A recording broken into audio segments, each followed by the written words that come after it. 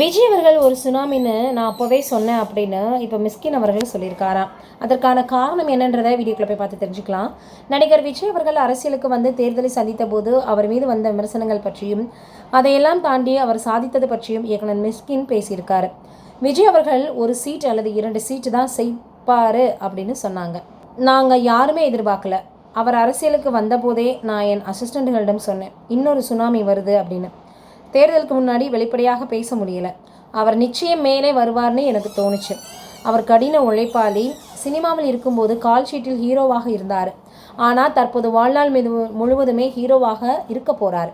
அவரோட ஒரு 80 நாள் பழகியிருக்கிறேன். தேர்தலுக்கு முன் சொல்ல வேண்டியது தானே அப்படின்னு கேட்பாங்க. ஆனால் நான் அப்போலிட்டிக்கல், அதனால தான் அந்த நேரத்தில் அமைதியாக இருக்க வேண்டிய ஒரு சூழ்நிலை.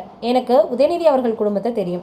நான் எந்த உதவி கேட்டும் அவரிடம் போக மாட்டேன். அவர் சிறந்த விஷயங்களை செய்ய போகிறார்.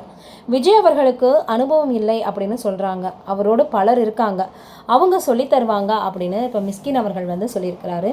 மிஸ்கின் அவர்கள் பொதுவாகவே யாரையுமே அவ்வளவு எளிதாக நல்லவங்க அப்படின்றதையும் தாண்டி பாராட்டி பேச மாட்டார் அப்படின்னு தமிழ் சினிமா முழுக்க பேசிகிட்டு இருப்பாங்க. இந்த நேரத்தில் இப்போது இளைய தளபதி விஜய் அவர்களையும் அதே போல் அவர் ஆட்சிக்கு வந்ததை பற்றியும் அவர் பேசியிருக்கதை பார்த்துட்டு எல்லோருமே மிகப்பெரிய அளவில் இவராக இப்படி பேசியிருக்குது அப்படின்னு ஆச்சரியத்தோடு பார்த்தாலும், தளபதி விஜய் அவர்களுக்கு யாருமே வந்து பார்த்திங்கன்னா ஒரு நெகட்டிவ் கமெண்ட் சொல்கிறவங்க இல்லவே இல்லை. குறிப்பாக சொல்லணும்னா இப்போ ஆப்போசிட்டில் இருக்கவங்கள தவிர வேறு யாருமே அவங்கள வந்து சொல்கிறதே இல்லை அப்படின்ற மாதிரி சொல்லி வந்துட்டுருக்காங்க. அரசியலில் மட்டும்தான் ஆப்போசிட்டில் இருக்கவங்க அவரை பற்றி ஏதாவது ஏற்றத்தாழ்வாக பேசி வந்துட்டுருக்காங்களே தவிர இப்படி வந்து யாருமே வந்து குறைவாக யாரும் சினிமா துறையிலையும் சரி இல்லை பொதுவாகவும் சரி சொன்னதே கிடையாது. அந்த அளவுக்கு அனைவரின் மனதையுமே இவர் வின் பண்ணி வச்சுருக்காரு அப்படின்னு தான் சொல்லணும்.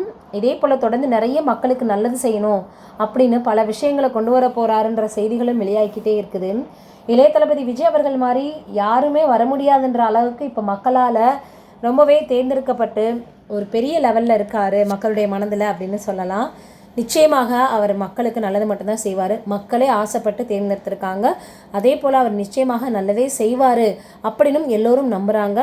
அதை நிச்சயமாக முதல்வர் அவர்கள் நிறைவேற்றுவார் அப்படின்ற நம்பிக்கை எல்லோருக்குமே இருக்குது. இன்னும் நிறைய அவர் நல்ல திட்டங்களை கொண்டு வரணும், நல்லபடியாக அவருக்கு வந்து பார்த்திங்கன்னா ஆட்சி வந்து இருக்கணும் அப்படின்னு நம்மளுடைய சார்பாக அவருக்கு வாழ்த்துக்களை தெரிவிச்சுக்கலாம்.